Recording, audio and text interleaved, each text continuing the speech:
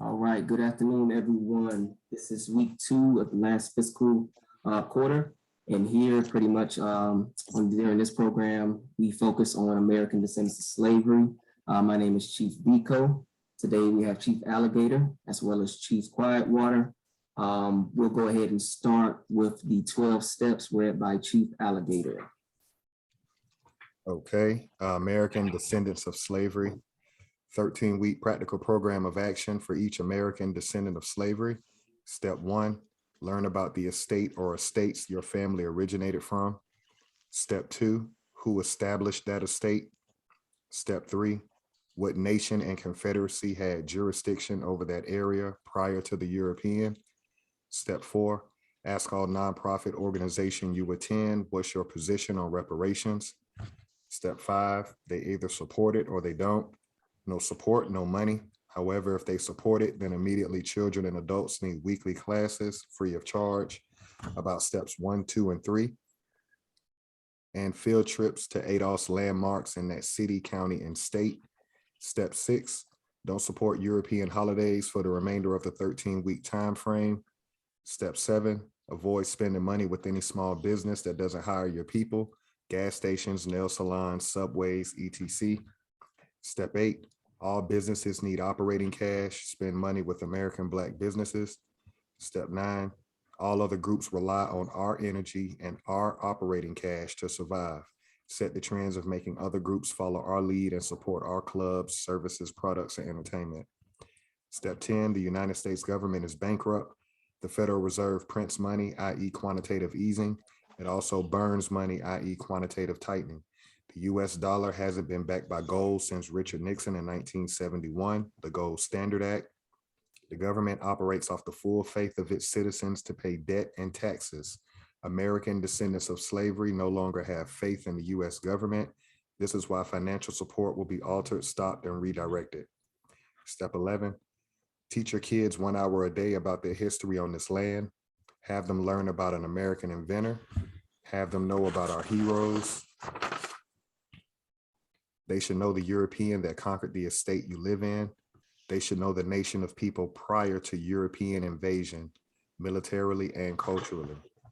Step 12, practicing these steps will educate us on the land we're claiming, America, and attaches us to the history and laws of the US government.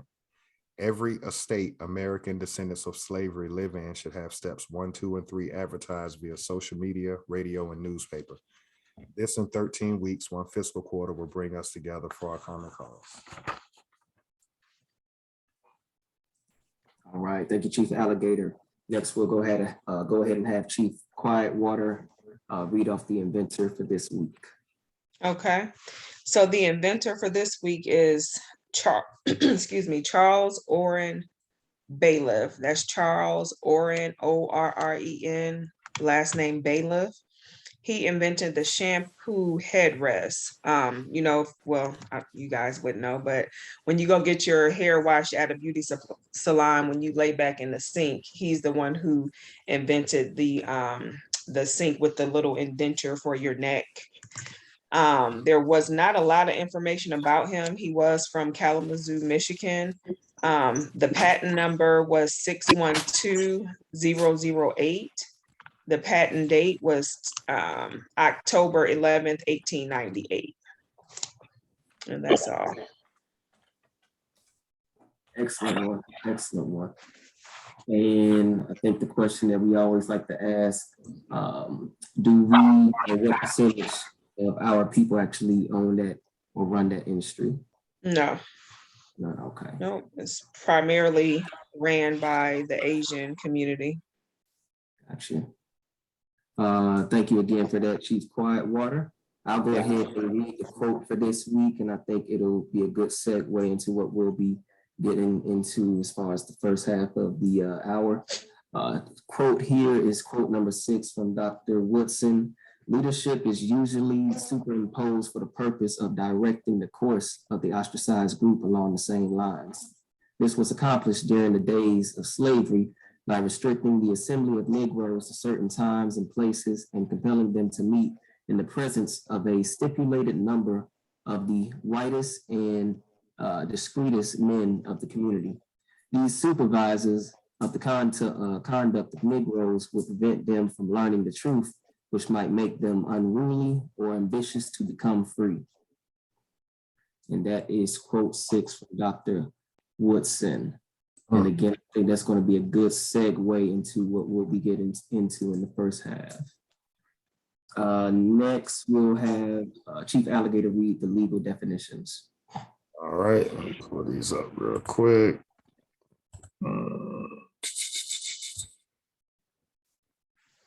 Okay, legal definitions. First definition, American, a native of America. Second definition, descendants, one who follows in the bloodline of an ancestor, either lineally or collaterally.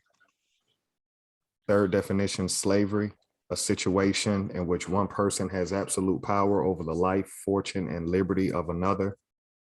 Fourth legal definition, prisoner of war, a person, usually a soldier, who is captured by or surrenders to the enemy in wartime.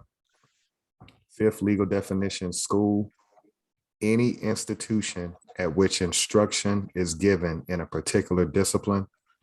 And the sixth legal definition, education, an enlightening experience. Excellent, excellent. Thank you again, there, Chief Alligator. Next, or lastly, I'll read the 5 historical maroon points. All right, number 1, was a person escaping slavery seeking freedom or breaking the law? Number 2, providing unity and a strong defense came first. Number 3, maroon leaders were first and foremost military figures. Number 4, Maroons established guerrilla warfare, planting sharp sticks in thick grass. And number 5, Maroons knew their European enemies' language, defenses, and plans. So those were the 5 historical Maroon points.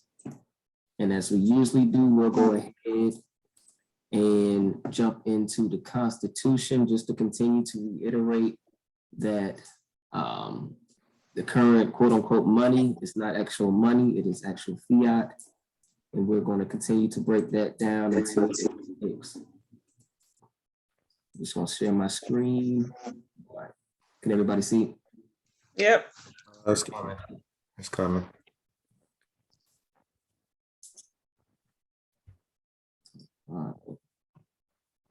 It's good on your end, Chief Alligator? Well, it's blank, but it says that you have started sharing the screen.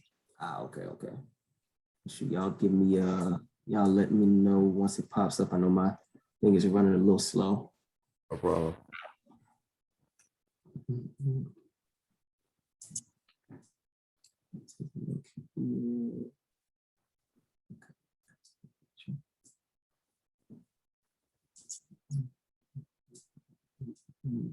There you go. Excellent. All right, here's section 10. No state shall enter into any treaty, alliance, or confederation, grant letters of marque and reprisal, coin money, emit bills of credit, make anything but gold and silver coin a tender in payment of debts. Again, we continue to reiterate and continue to state that the only thing that can pretty much be issued to pay debts is, again, as far as constitutionally, is again gold and silver. So anything else is pretty much not going to pay any debts off. Again, the Gold Standard Act was established in 1971, and that's when the actual money, constitutionally, gold and silver was taken out of the government, taken out of the system. So again, as far as these IOU notes, this paper money that we currently have, it's all backed by nothing. So again, why do we continue to play this game of Monopoly with this system? It's something we have to continue to ask ourselves. Right, and we're going to jump down to Article 6, back out a little bit. All right, and again, another thing that we like to continue to reiterate is that treaties are the supreme law of the land. This Constitution and the laws of the United States, which shall be made in pursuance thereof, and all treaties made, further shall be made under the authority of the United States, shall be the supreme law of the land.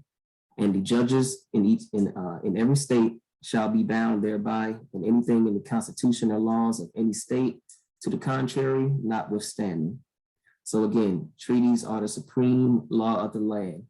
And as we saw in the last fiscal quarter, as far as the two treaties that we read, which were the Treaty of Payne's Landing and the Treaty of Moultrie Creek, we see that our ancestors contracted with the military.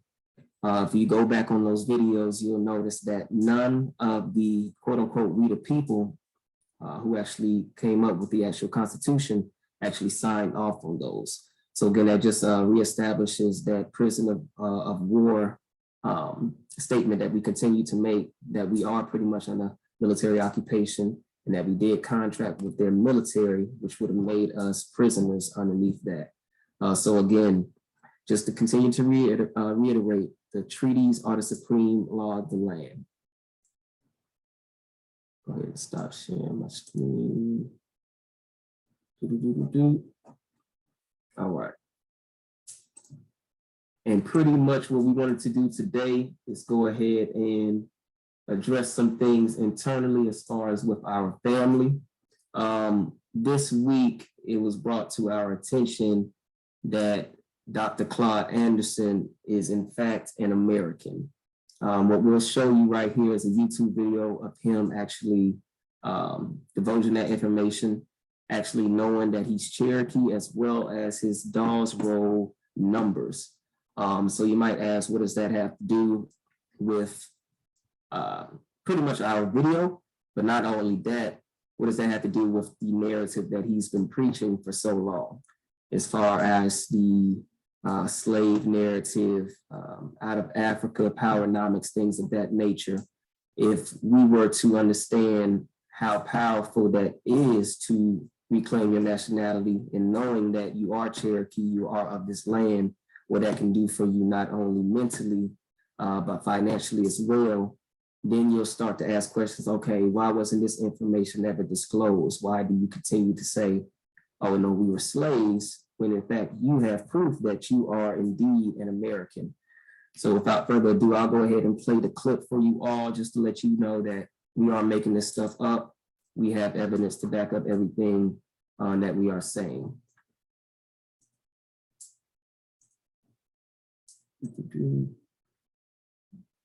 All right, can y'all see?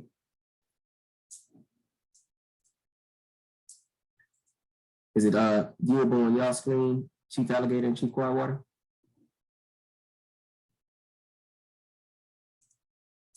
Okay, got you. Play this. Now we are at the 48-minute mark. He's had such sympathy for Black folk, and he would be a good person to take it over. So he was the first person that appointed to take over Howard. He said because Howard would be the only institution.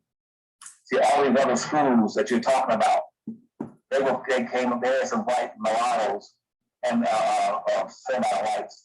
I guess I would follow that category. Again, my family was mixed with Indian and Black, and that's why I got Cherokee numbers, for the Dawes Commission.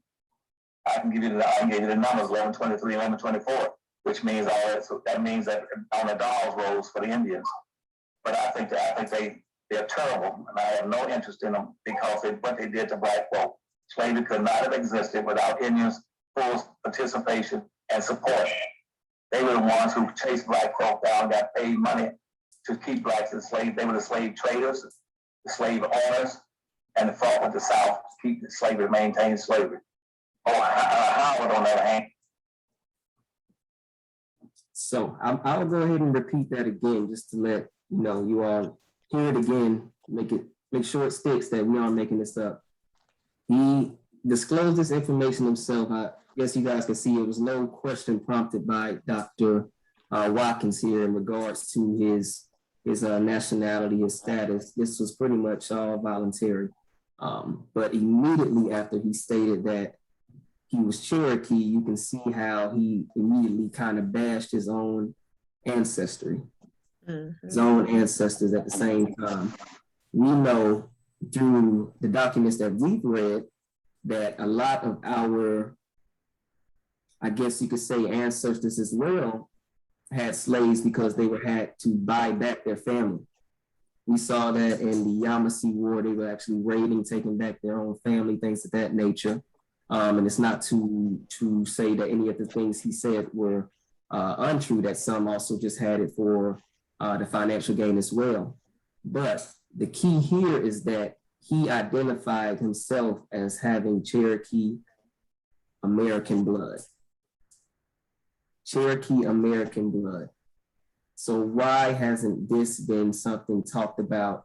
And as far as powernomics, as we can see here, the economic benefit of claiming that nationality. Because we know that when you claim your nationality as a Cherokee, you are tax exempt. And correct me if I'm wrong there, is that you do get tax exempt documents as far as, you know, once you become or reclaim your nationality as an American Indian or American Native. Is that correct, Chief Alligator? That's correct. We anticipated this when we launched out on this journey of truth. I want to first say we're going to be emotionally mature about this because one of the things when you start to see how we've been prisoners of war for so long, and when you start to understand that the only way you can be in this position is not only are you under European military occupation, you also have people of your bloodline, of your lineage, who have partnered or made personal contracts, just like those that are in Oklahoma. They went for personal gain, 200, 300 at a time, set up shop, act like these de jure nations that were. Up there a little bit, Chief Alligator. I'm sorry, what'd you say? Did I break up? No, I could hear you fine. It seems. Okay. Now, I was just saying that we have to be emotionally mature and understand that probably 9 out of 10 quote unquote scholars that we've been listening to our whole adult life, 9 out of 10 of them have probably claimed their nationality, and then they turn around and tell you that you were a slave. And this is a good example that you played this recording because Dr. Claude Anderson has American lineage and his bloodline comes from the Cherokee Nation. So what Negroes or prisoners of war, Black, colored, Afro-American have to understand is people, groups of people make up nations.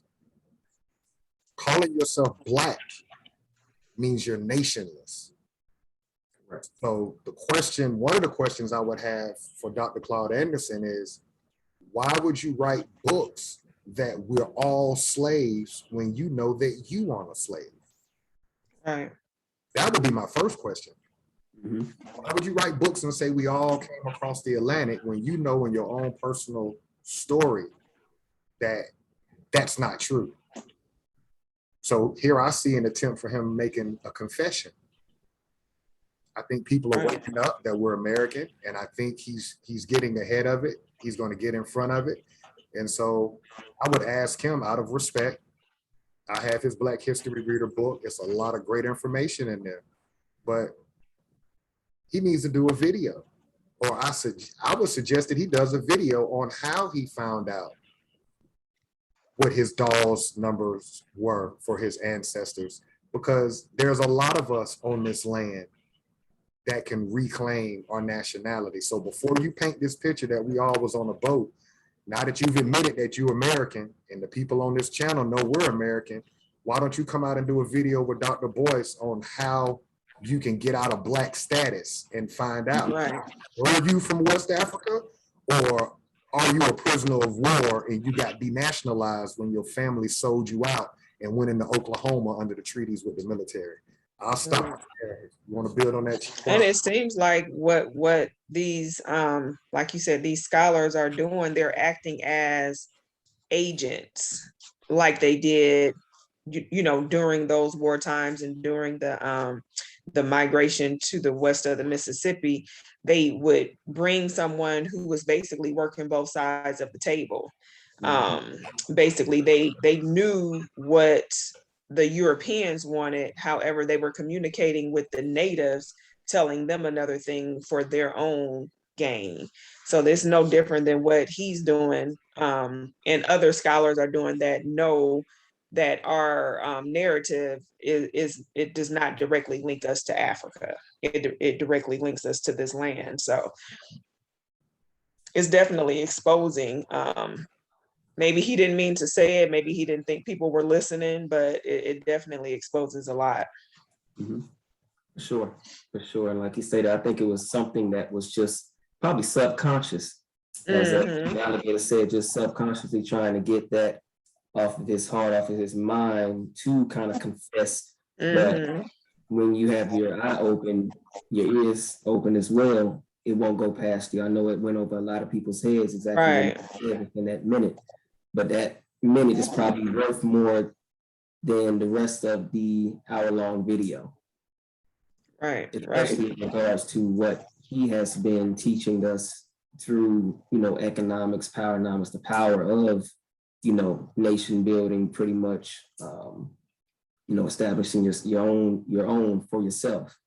And that is key in, identifying your nationality. Just simple example is that tax exemption. You're not paying any taxes to this government because of you reclaim your nationality. Right. That in itself is an economic power. So I would have to do my homework to see if that is something within the Powernomics book, but I pretty much doubt it is because it wouldn't go along with the narrative that has been getting taught. And that's kind of what I wanted to choose that number 6 quote of Dr. Woodson, because he pretty much unveiled it all to us, how it would pretty much be, how the playbook would play out, how the plays would play out. They would pretty much give us these superimposed leaders for a certain purpose to teach us a certain thing. And then, of course, if we become knowledgeable, if we become aware of the truth, we might become unruly and want to actually seek freedom. Right. Just reclaiming that nationality is key in doing so. And it's very key in doing so. So go ahead. Because we're here now. So part of warfare, sometimes it can surprise you who your enemies are.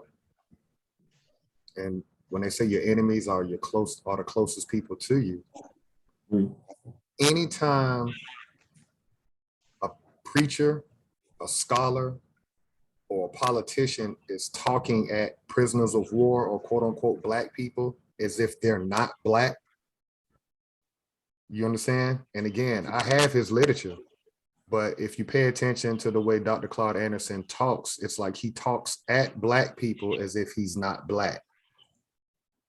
And that's a key indicator when you're listening to these people. Most of your Black Congressional Caucus members that are from this land, it would be safe to say that they've nationalized. They don't pay tax to the United States government because they're citizens of another nation. Your high-end preachers, your high-end superstars. And so what we have to do is we have to wake up and open our eyes and realize that they know. But we're in a season now, after that 400-year curse in 2019, we're in a season right now where it's time to uncover, discover, and then throw away the stuff that we don't need. And so again, that was powerful what he said, but he needs to go a step further. I would like to see, he doesn't have to do anything, but I would love to see, since he's already made an attempt to do restitution or amends to this group of people, because basically what you just said is, I'm not a slave. Correct. That's not my story. That's when he's getting that Dawes roll number, that means he's an American. Correct. So how are you an American? So are you saying that you're the only American, Dr. Claude Anderson, and everybody else came on a boat? Right. You see what I'm saying?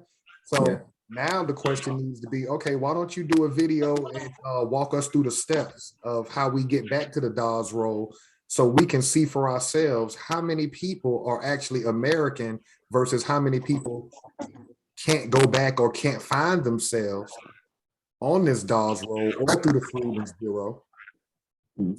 Because we already know that Europeans were the Slavs or the slaves coming across the Atlantic, coming into Europe. So we know that every last one of them came on a ship, but nobody never accounts for them coming across the Atlantic. So this number of millions of quote unquote Black people coming across the Atlantic, I'm gonna say factually, it's a lie. Most of us are here and we were denationalized, those that didn't go on the Trail of Tears. Anybody else? Correct. No, it's definitely go ahead, Chief Whitewater. Oh, no, go ahead. Now I was gonna say you definitely, I would like, as far as, you know, since he already divulged this information, to go ahead and tell us the steps. How did you, you know, find out you were American? What were the steps he took to find out, you know, your ancestry in the Dawes Roads? What is the financial, economic impact of doing so? Since again, your whole, I would not say not only claim to fame, but most of the time when they bring up Claude Anderson, you bring up powernomics. How does that, you know, go hand in hand with you reclaiming your nationality as a Cherokee? These are things that we need to know, because I'm pretty sure majority of the people that you are talking to, your audience, has to have the same story. They have family that can be traced back to the Dawes Roads, and not just this narrative of being brought over here as captive Africans and being put on these plantations, which we know are prisoner of war camps. Because it has to be done. It has to be done. I'll go. And he would be able to touch a lot of people because he has such a large following, and a lot of people respect him and what he has been doing for all of these years. So why not share the information so that people know? I mean, why are we hiding behind this information when we know the truth? I'll go one step further with that. This is a prime example of moving forward. Those of us that are prisoners of war, when anybody gets in front of us to tell us anything, we need to find out, who are you? Where do you come from? Where's your mom from? We need to do steps 1, 2, and 3 on anybody who gets in front of us. This is a prime example. It's about this man 30, 40 years ago. Exactly. That he was an American. Exactly. That man looked just like my grandparents. That man could look like an older version of you, Chief Biko. So we need to start vetting these people who get in front of you. Who are you? Where you come from? Where your mama from? Where your grandmama from? What tribe, what nation you from? What did Kendrick Lamar say? Where your grandma say? Where your grandma stay? Pretty much. You have to be vetting these people, like you stated. For how long has he been in front of the public eye? Right. Jimmy Carter being part of his candidacy, presidency. I think you stated earlier, like a part of the Board of Education for Florida. So you're part of that, and you aren't teaching our people about ourselves or having any input. Now you seem like as Chief Quietwater said, an agent, but at this point, a super agent. Right. This map behind me, nobody growing up going to school in Florida knows anything about the Seminole Wars. So, and I was in school when he was over Board of Education. Wow. And again, we're not gonna put him on a cross and crucify him. But what we do have to ask our elders that are willing to come forward and right their wrongs is, okay, confess, keep it real with us. Now show us the way, right? Because we know it because we're walking it out. But like Chief Quietwater said, you got a bigger platform.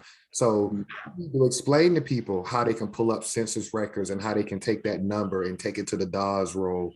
You need to come out and you need to be honest with the people that you are American. Your bloodline descends from the Cherokee Nation, the jure Cherokee Nation. In the Creek Confederacy, which is in the southeast region of North America.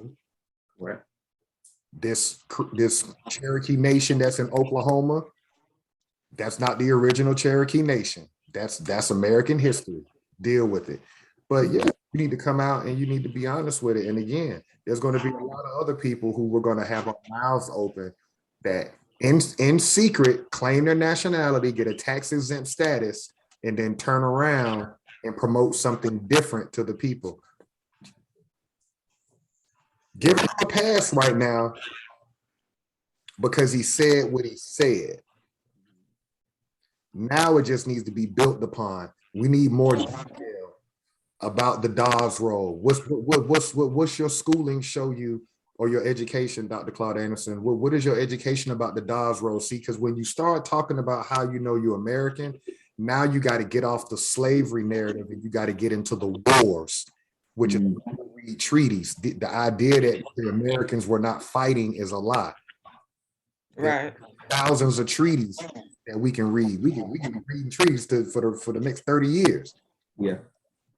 So that's gonna, now the downside is that debunks his business model, because he's you know, it's been portrayed as slavery. And what happens on plantations, but now we know, and I want to correct myself for the world.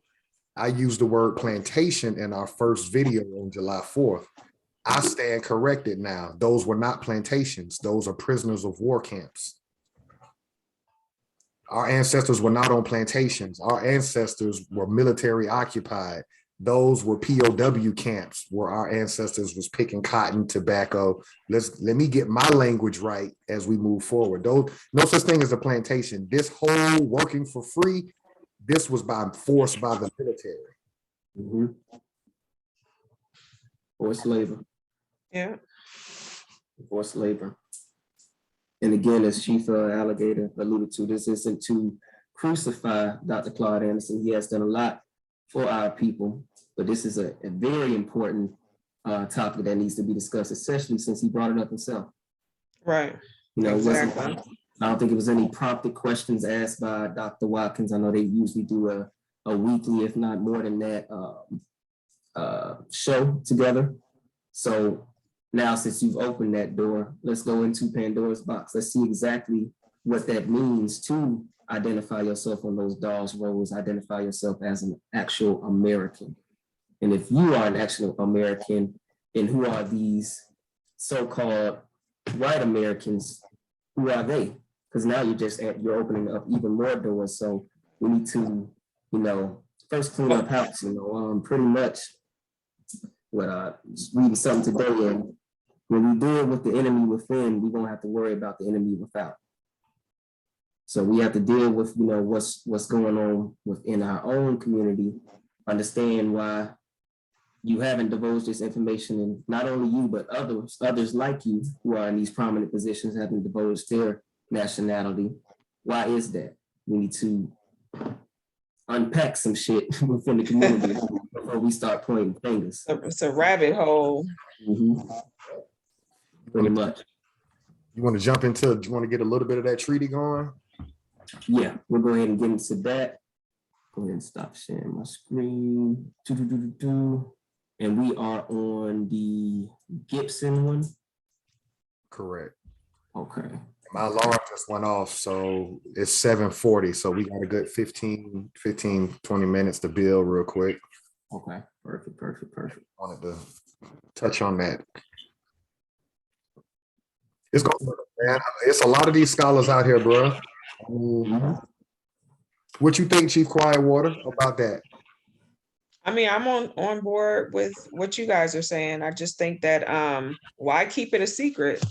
Let him be Chief Biko just said, he opened up the door and the invitation to share the information, whether he meant to or not.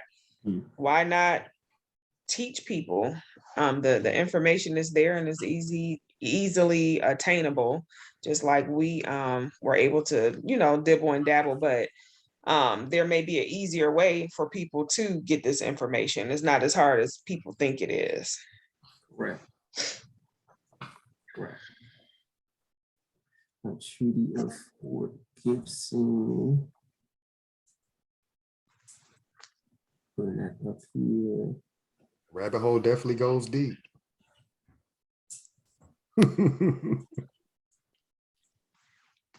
Let's see what this one here.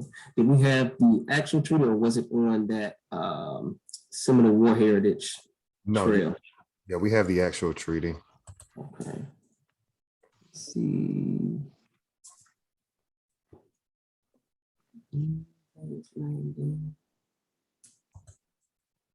What is this thing? Let me back up here. My files. Let me help you out while this.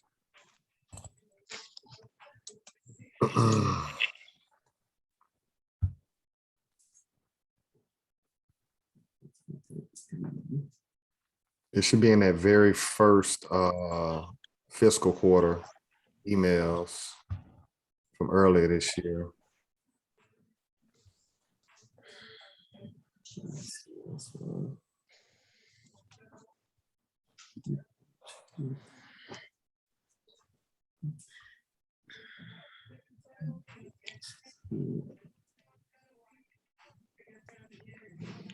Y'all bear with 1 second. We are trying to get everything aligned. Okay, I think I have it here. It's just underneath my treaty with the creeks, but I see it's here 1833. Okay. Okay, let me start from it because they got it kind of upside down. What is this? Art 1. Okay. The creeks. Okay, here we go. Share my screen.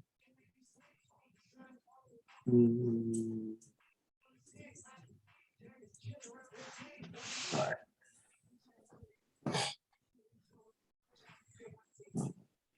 Let me see if I can blow this up a little bit.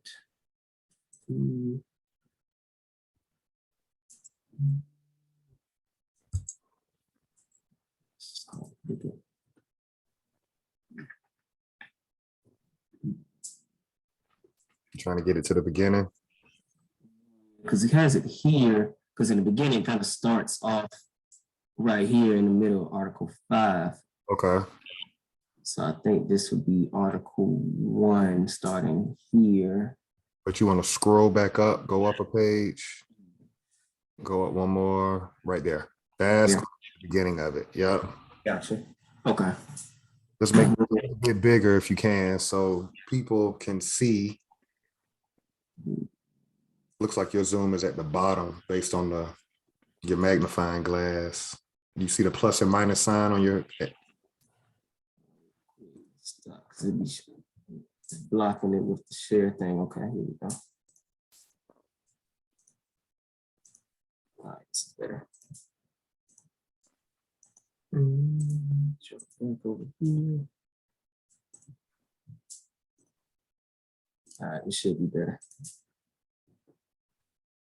Can you all see it? Yep. Okay, perfect. We'll start here then at the preamble. Go ahead. At the very, go right above the preamble. Yep. Articles. Mm-hmm. Okay. Treaty with the Creeks, 1833. Be more specific, February 14th, 1833. Articles of agreement and convention made and concluded at Fort Gibson between Mount Fort Stokes, Henry L. Ellsworth, and John F. Shermanhorn, commissioners on the part of the United States and the undersigned chiefs and headmen of the Muskogee or Creek Nation of Indians or Americans, this 14th day of February, 1833. Whereas certain articles of a treaty were concluded at the city of Washington on the 24th day of January on 1836 or 1826 by and between James Barber, Secretary of War, on behalf of the United States and the chiefs and headmen of the Creek Nation of Americans, by which it is agreed that the said Americans shall remove to a country west of the Mississippi River. And whereas the 6th article of said treaty provides as follows, that a deputation of 5 persons shall be sent by them, the Creek Nation, at the expense of the United States immediately after the ratification of the treaty to examine the country west of the Mississippi, not within the limits of the states or territories. So first and foremost here, Let's see. You read a Yeah, it's reading to me as they're pretty much going to be moving the Creek Nation west of the Mississippi. They're going to be sending out 5 of the Creek's own to examine the land to see if it's hospitable or able to be lived on. It looks like prior to that, actually after that, well, prior to the ratification, they're going to have them send out these Creek Americans to examine the land. That way, once they get back, they're going to immediately ratify it for that. And also stood out here too that they're in the city of Washington within 1826. I know prior to, I believe, the capital being in DC, it was in Philadelphia, if I'm correct. So it seems like they moved the capital southward to the city of Washington here. Okay. Can you highlight that first part, whereas, and go all the way to where it says, and the chiefs and headmen of the Creek Nation of Americans? Yeah. Okay. So whereas certain articles of a treaty were concluded at the city of Washington. First of all, Washington is supposed to be a district, not a city. Right? Correct. On the 24th day of January, 1826. By and between James Barber, Secretary of War, on behalf of the United States, and the chiefs and headmen of the Creek Nation of Indians. Why is this important? They're telling you that this treaty was done, if you want to say correctly. Mm-hmm. One of the We the People, the Secretary of War, is signing on behalf of the government. Mm-hmm. The first 2 treaties, nobody from the government signed it. It was strictly military, and it said it was separate and apart from the United States. Y'all remember that? Correct. So what we see right here is the Creeks sold out. Out of the 5 civilized tribes, we can see here the Creek went privately to the city of Washington and contracted directly with the United States government. The Seminole didn't. The Seminole contracted with the military. So the Creek already knew what the play was going to be. The Creek already knew what the play was going to be. Y'all with me? Yeah. And that's important to know that too, because we saw in the last treaty that the Seminole would be, I guess, combined with the Creek Nation, if I'm correct. Correct. They're going to lump them together in Oklahoma when they get to Oklahoma. But Colonel Gadsden was the one that signed the Treaty of Payne's Landing and Moultrie Creek. Not the Secretary of War. Right. Yeah, this is the first time we're seeing that. Right. Right. So the Creek actually did it the right way. The Creek actually went to that nation, which would be the United States government, and said, "I'm gonna be good with you, not your rogue military." Correct. Correct. You follow me? So that gives them. Your audio is doing something. Are you hearing that, Chief Biko? Yeah. Yeah, it's like maybe you need to turn it down some. That's my audio? Yeah. Okay, let me see. It's static. Really? It's good right there. You sound okay now when you just said something.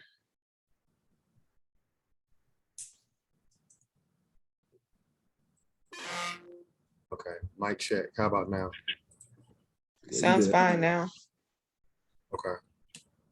Yeah, so basically, that's what I'm taking from this is the Creek. They kind of did an underhand deal. They went directly to the United States government, whereas the Seminole Nation, based on the 2 treaties we read, they were contracting directly with the military. So Or maybe they're just learning from the past mistakes. Could that be what it is? Or no, because no? we're talking slimy right now. We're talking war. So I can see Oh, okay.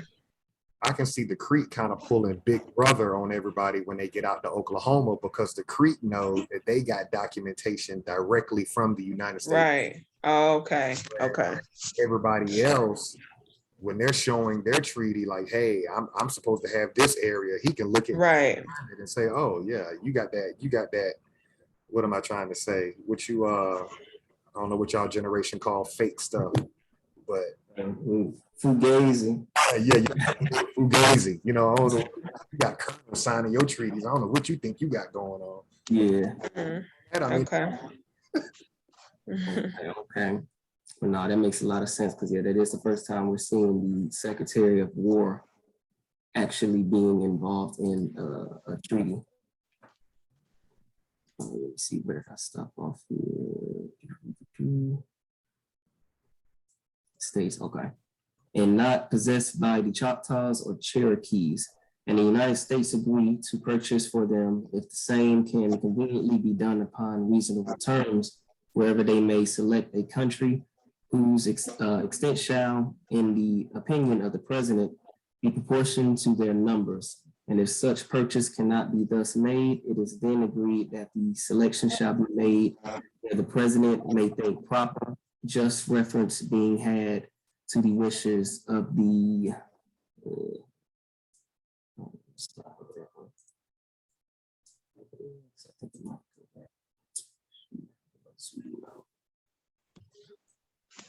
okay, here we go. Go back up and read the last one. And if such purchase cannot be thus made, it is then agreed that the selection shall be made where the president may think proper, just reference being had to the wishes of the immigrating party. Okay, so it looks like they'll be giving them land proportionate to how many actual Creek members go west of the Mississippi. And if that isn't sufficient, then the president will pretty much decide on how much land will be, or how much extra land will be given to the nation. Your thoughts on that one?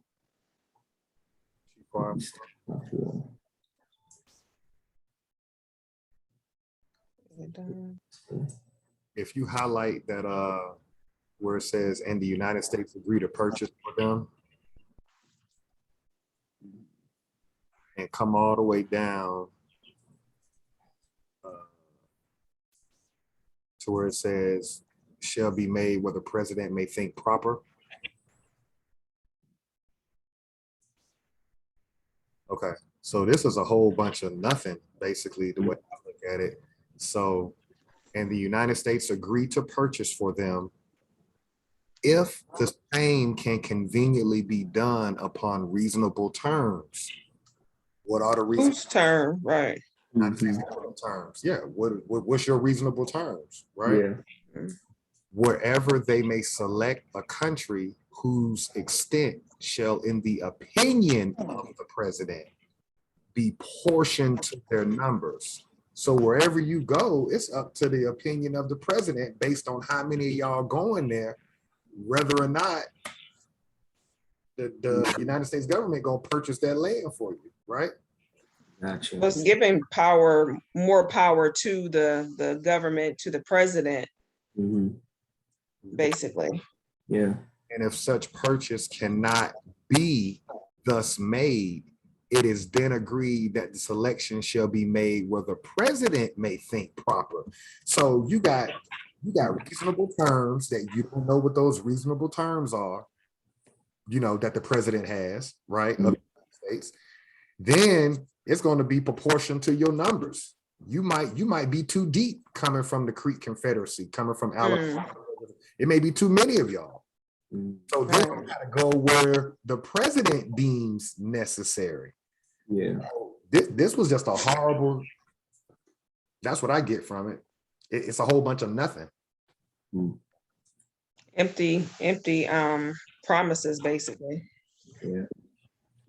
You don't know where you're going when you get out there. Exactly. Yeah. Yeah, like Chief Whitewater said, it's pretty much up to the president. How he And feel pretty much that day. let me add one more thing in there since we're talking about prisoners of war. What if your numbers are too large and the president of the United States says, well, 500 of y'all want this area. I'll give it to 2. What happens to the other 3? Mhm.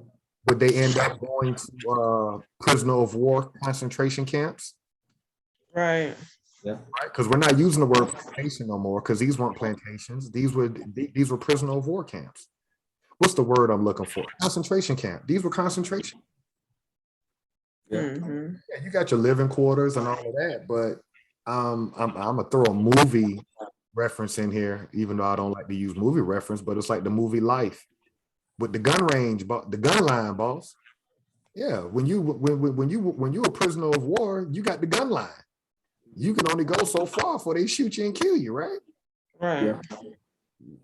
So was that really slavery, or were you just military occupied? Yeah. Militarily occupied. Definitely military occupation, especially since we know these are 2 warring nations. At that, they were at war with each other.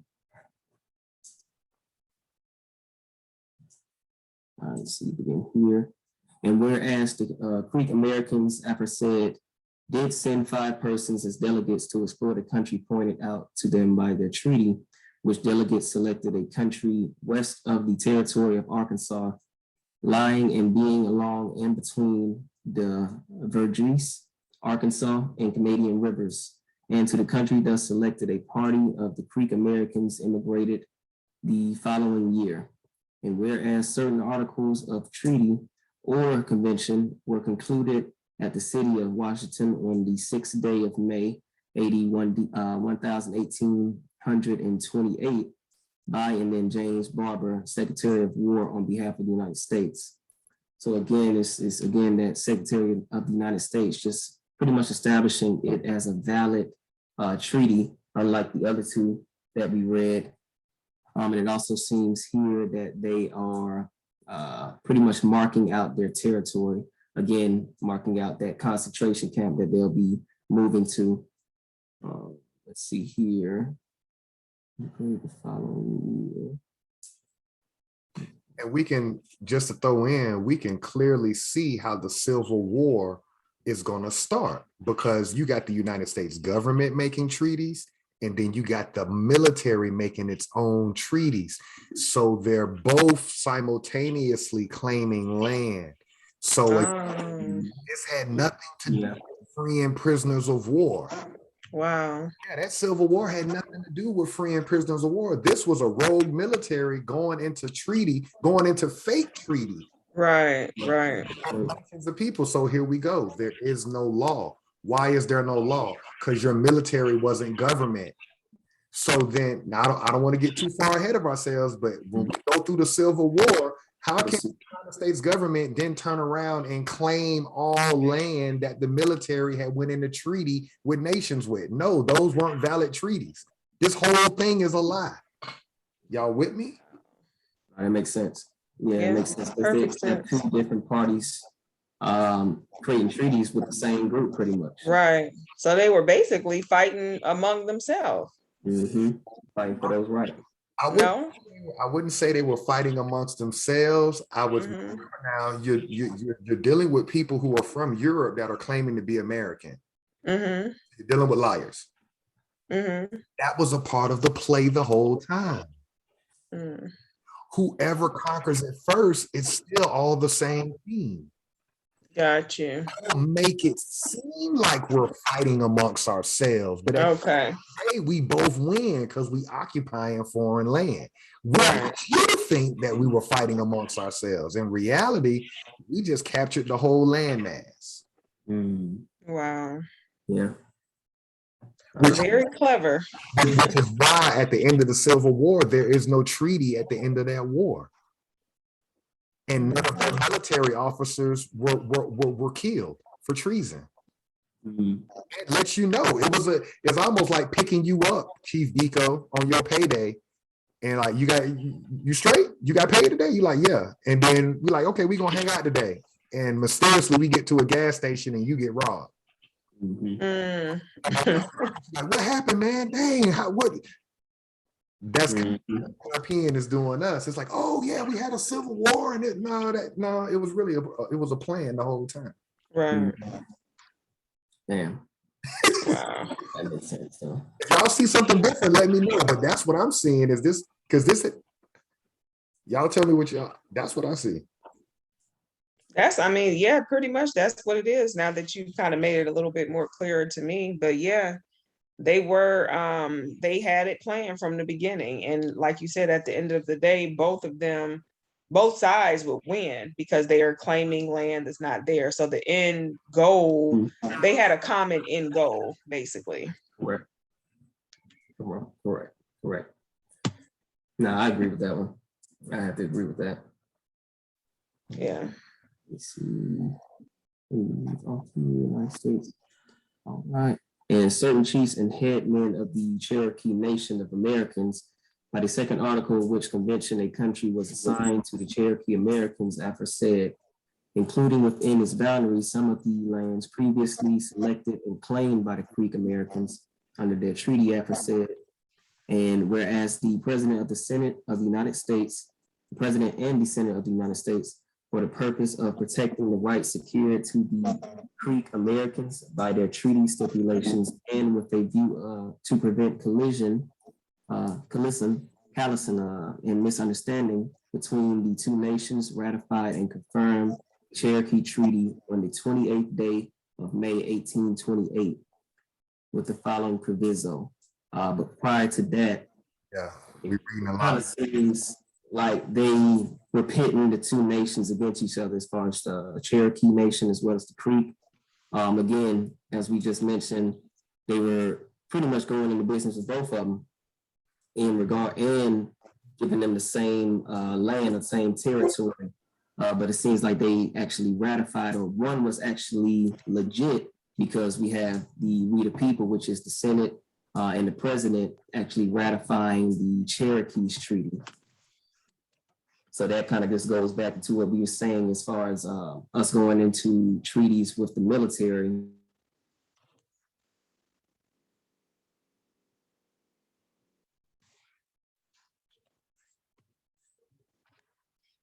I think he froze.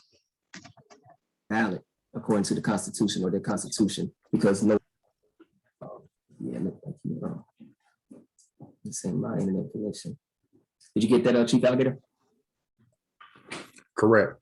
Yeah, what they're doing is the same thing they did in the Treaty of Payne's Landing, where they took Seminole and Creek and put them together in Oklahoma. That's what the military did. Now you can also see the United States government doing something similar with two separate nations now. So we know the Seminole and the Creek were combined during the Treaty of Payne's Landing. Now, during the Treaty of Fort Gibson, the United States government is going to combine Cherokee and Creek. Yep. Let's see what the provisions were for that. Okay. All right, with the following proviso, provided nevertheless that the said convention shall not be so construed as to extend the northern boundary of the perpetual outlet west, provided for and guaranteed in the second article of said convention, north of the 36th degree of north latitude, or so as to interfere with the lands assigned or to be assigned west of the Mississippi River to the Creek Americans who have immigrated or may immigrate from the state of Georgia and Alabama under the provisions of any treaty or treaties heretofore concluded between the United States and the Creek tribe of Americans. So that's a lot there. It seems they're pretty much setting out the boundaries of which they'll be able to establish their own land. And it also seems here that they kind of already have everything else marked out for the other nations that will be coming west of the Mississippi as well. Let me see. So again, it's like they had things planned from the beginning. They knew what their end goal was going to be, and they executed basically.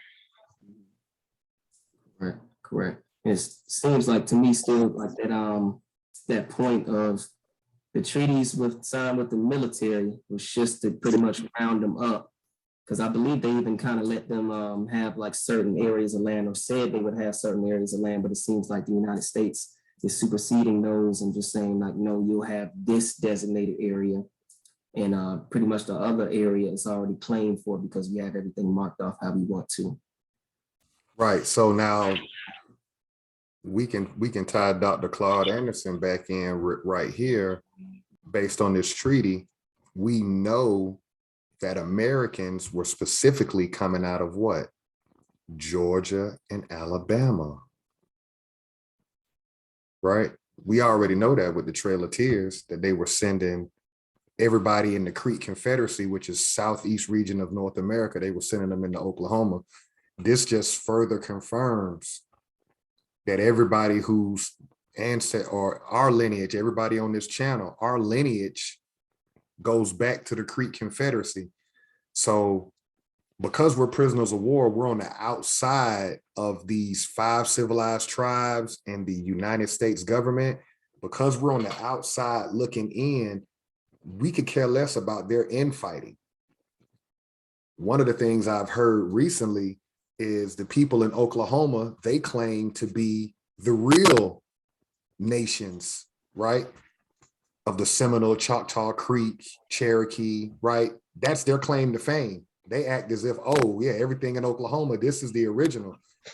But we're reading the treaties and we're seeing that's a bold-faced lie.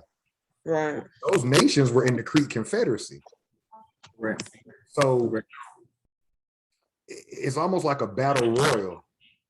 We're going to have issues with our family that sold out and went into Oklahoma because they're acting as if they're better than. When in reality, those were bands of us that were forced to go. Those of us that didn't go, our ancestors fought. That's point blank period, right? Right. Then you got those of us who figured this out and they what am I trying to say? They denounced their US citizenship and renationalized based on their lineage, like a Dr. Claude Anderson, right? Mm-hmm. And then you come back, but you never tell the prisoners of war that, or the Black people that. And then you got the European military occupying you. So it's 3. So prisoners of war got 3 people they're fighting against. They're fighting against their people in Oklahoma who want to act like this is not part of the story. You got a group of us that are nationalizing, that aren't telling the people, they're still promoting the slave narrative, right? And then you got the European who's military occupying all of us. Yeah. Pretty much. Like you said, we're gonna have to address a lot of things coming out of this once all the truth gets laid out. So I was just reading where it's saying that the new government was established in 1866. So like you stated, that they're the real Creeks, or the real whichever nation, but specifically for the Creek, if they established in 1866, then who are these people contracting in 1833? Like something ain't adding up here. And we're not going to get into their politics, but that is politics for those that have nationalized, right? We're looking at the bigger picture. The bigger picture is, yes, we are family, right? The reality is, why are you treating us like the bastard kid when we're the realest ones in the family? Because we never ran. Right. You can dress it up any way you want, but bottom line is you ran. Yeah. We caught hell through Jim Crow, through convict leasing, through segregation, war on poverty, war on drugs, war on crime. Now we're dealing with an invisible war, the coronavirus. So, yeah, it never stopped for us. Great points, great points. We left off here. Anybody want to pick up here? I believe it's right here. Yeah. Where you at? And here. Okay. I do a little bit. We 10 after. Okay. Well, shoot. What's a good place to start? How far, if you scroll down, how much page is left? Let's see. Yeah, we'll finish that. You want to make a note, Chief Quiet Water, where we stopping? Where we stopping? We stopped right after this highlighted area, United States and the Cree Tribe of Americans. Okay. All right, so that's on page 1. This is the second page. Page 2. Yeah, United States and the Cree Tribe of Americans. Okay. So in my little closing statements for today, I would just say that there's going to be more people that we're going to be surprised that know this truth.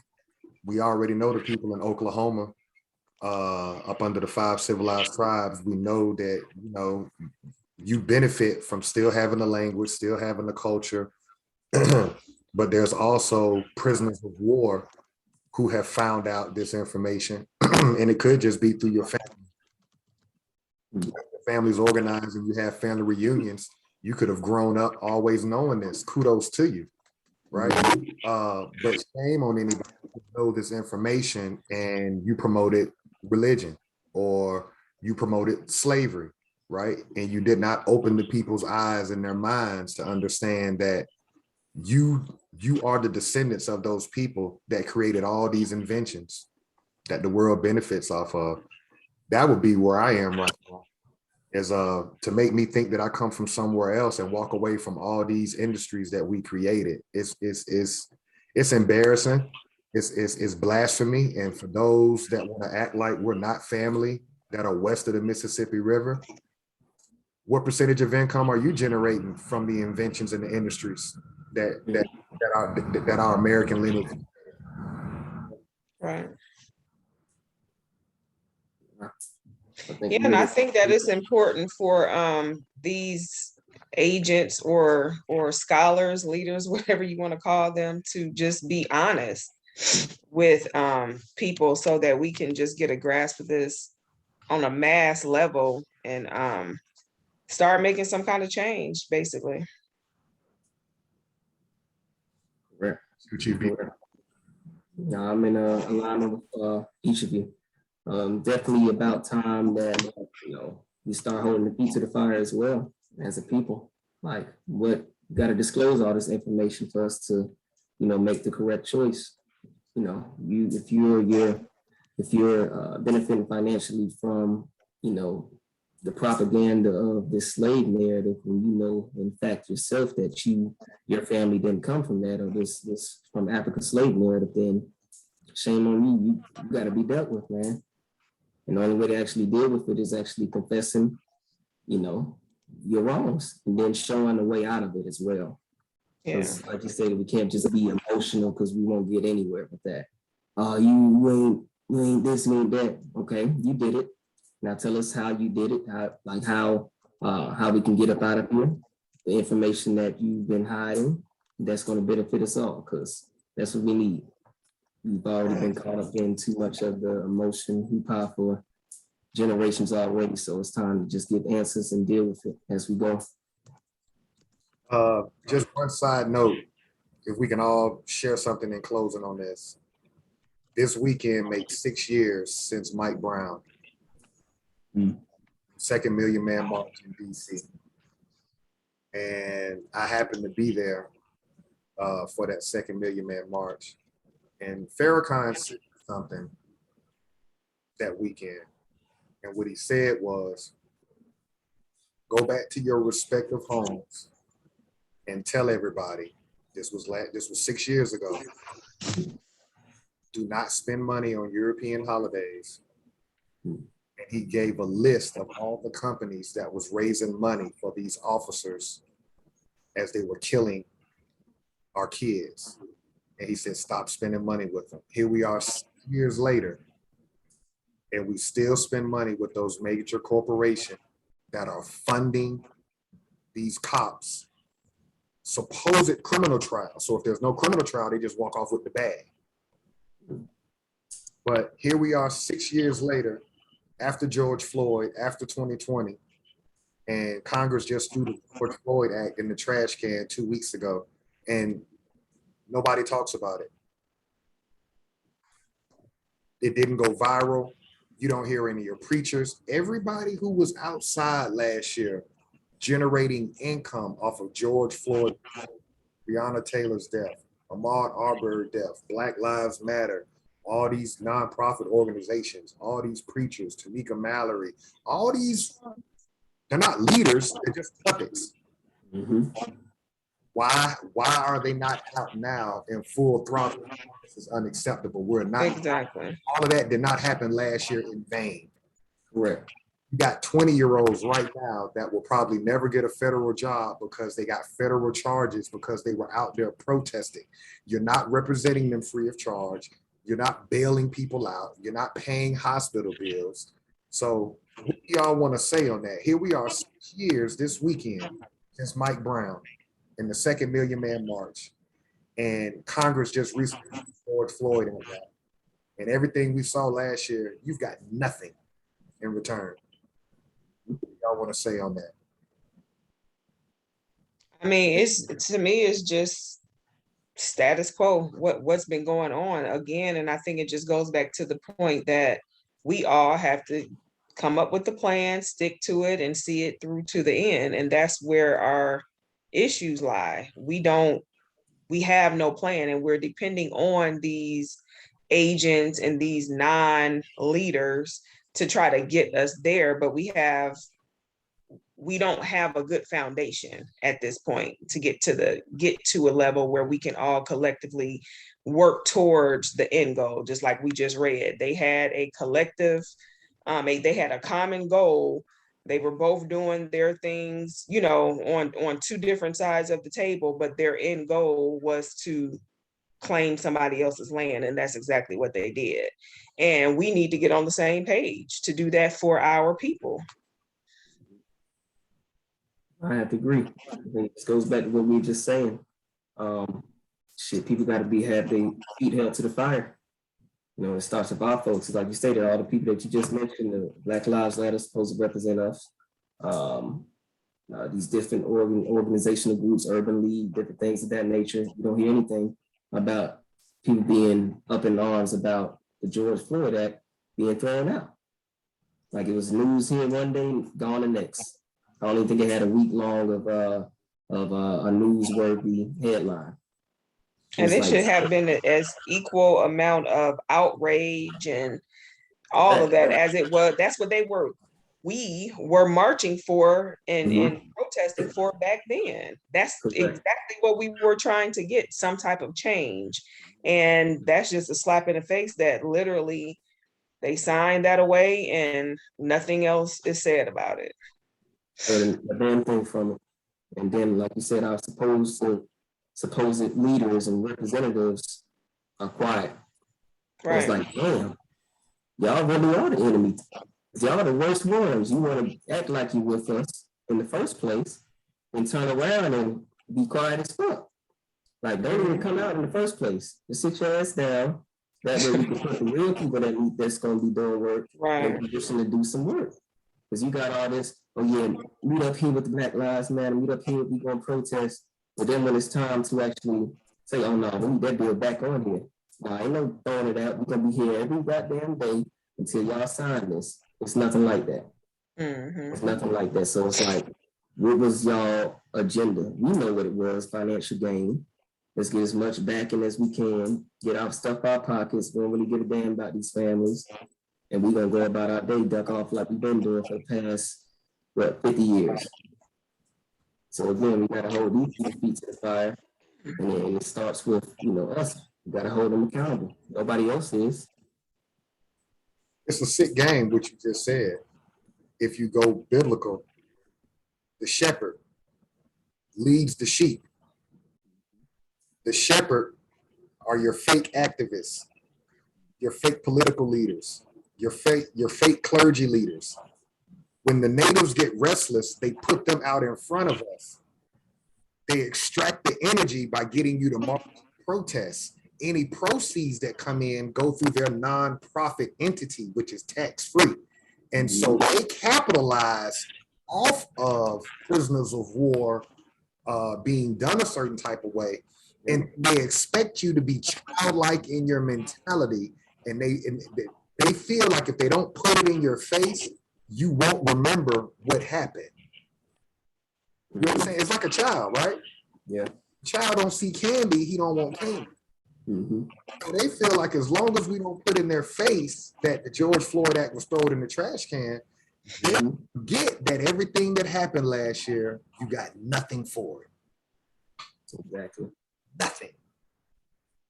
Nothing has changed. It's standard operating procedure right now. You can get killed tonight. Says I fear for my life. And that's it. That's been That's all going you on. gotta say. How many murders have we seen since Mike Brown? A lot. Yeah. So we went over a little bit. I just wanted to just throw that in. That's just shout out to Mike Brown, and just for us to look at the trend and see we're getting worse. And so there is no law. The treaties show that, and January 6th shows that. When you can let a group of people commit the highest crimes on the land, and there was no mass deaths, there was no mass manhunts. If you won't enforce the highest law on the land being violated, miss me with your ordinances, your codes, your stat. There is no law.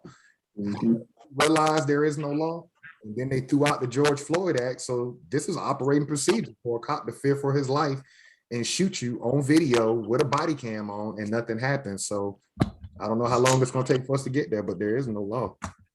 Right.